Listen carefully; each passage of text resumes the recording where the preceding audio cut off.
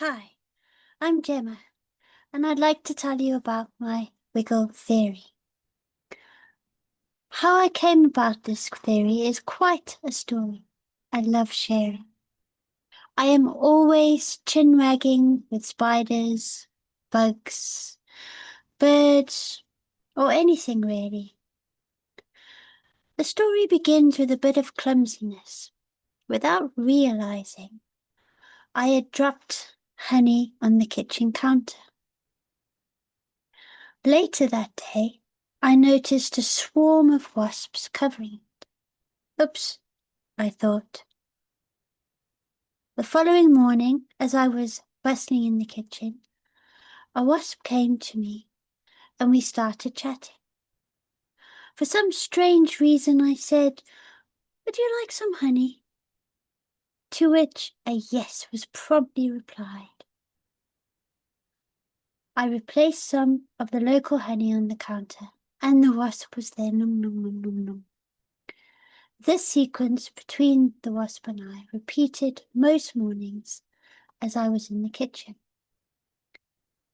One morning, however, I was in a really grumpy mood and running late. Two things which will in life naturally go together. The wasp came to me, as normal, for a chin wag, some honey.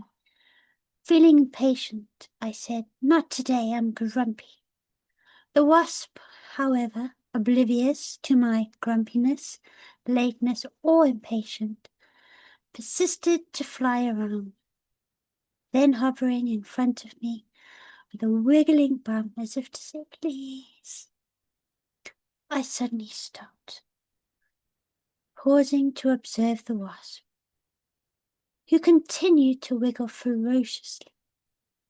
I burst into a torrent of laughter at the absurdity of the situation. I could literally feel the happy, honey, wiggly energy radiating from the wasp towards me. Okay, I smiled and happily dropped some honey on the counter. The dogs and I have a daily walk along the canal, where we meet a waddling of expressive ducks, for whom I often carry something in my pocket.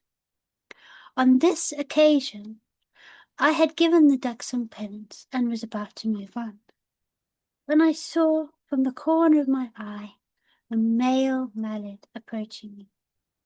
I noticed him showcase as he lifted his body, reaching out the water, flexing his wings out, straight parallel to the water, and then gently flapping his wings and letting the shake move to the end of his tail, resulting in a little wiggle of the bum as he was moving closer to me.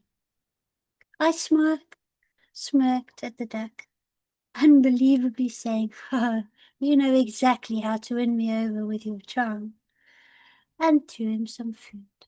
He wiggled and retrieved. It was a particular day that I'd been productive. Finished all I needed, but at the same time, I had reached a writer's block. Sitting at my desk, I looked over at the dogs, who were lay spread out and relaxing. Feeling quite sassy with bugger intention, I stood up from my desk, took a few steps towards the dogs, stretched my body as if reaching for the roof, a huge grin on my face as I bent in half, sticking out my bottom and wiggling it as if there was a tail on the end. The dogs started stirring slowly. I had not uttered a word. Their eyes opened wide and then sparkled as they excitedly joined my wiggling dance. They also felt like a walk.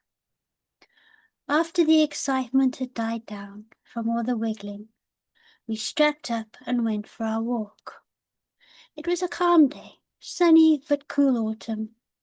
It was quiet at this time as we meandered along the path. I was feeling almost like in a daydream state, relaxing, enjoying the air and natural space with my senses taking it all in. Then thump, a thought struck my head. Wiggle bum equals happiness.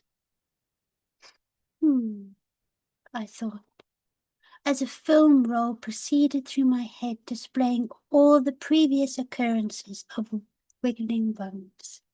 I realized, no matter how grumpy you are, a wiggling bum will lift your mood. And hence my wiggle theory was born.